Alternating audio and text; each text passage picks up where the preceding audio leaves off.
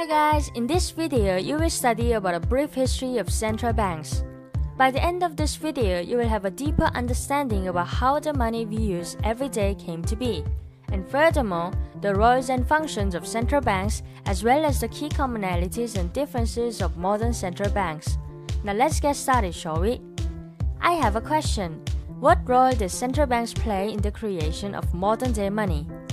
History of money in relation with central bank. Before the appearance of central banks, societies often used precious metals like gold and silver as the means of transaction for goods and services. Later, metals as money became more formalized and standardized and were made into coins.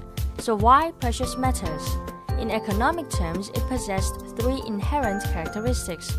First, these metals were accepted as medium of exchange. Second, they were good store of value, and third, they could be used as units of account. Now let's connect the dots to the appearance of the earliest banks. In Europe by the 17th century, coin usage in commerce became more and more troubling. The problems were, first, there were too many types of coins, second, the trickery of coin debasement was common, and third, increasing risks of coins being worn out. In order to solve this problem, year 1609, Bank of Amsterdam was set up to do the task of sorting, classifying and storing the coins. Now, the first bank to issue a banknote, which is modern-day money, was the Bank of Stockholm. Facing certain bankruptcy, they issued notes of credit to withdrawers which temporarily solved the problem.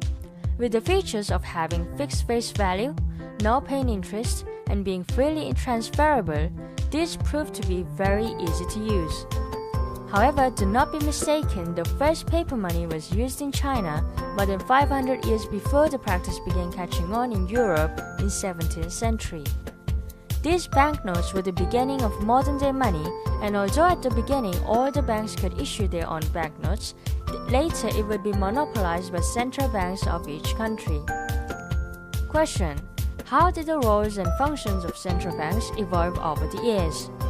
Central banking has evolved considerably since its start about 400 years ago, along with its functions and roles.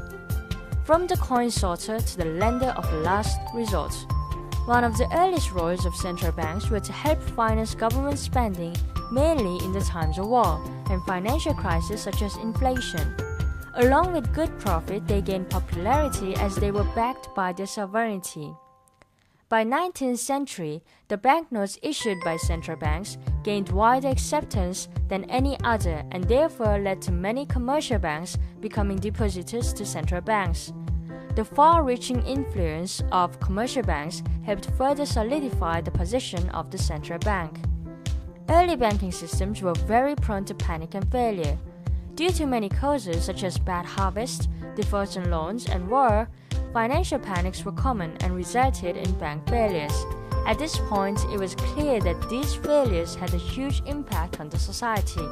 It was costly to commerce and was ruinous even to those uninvolved.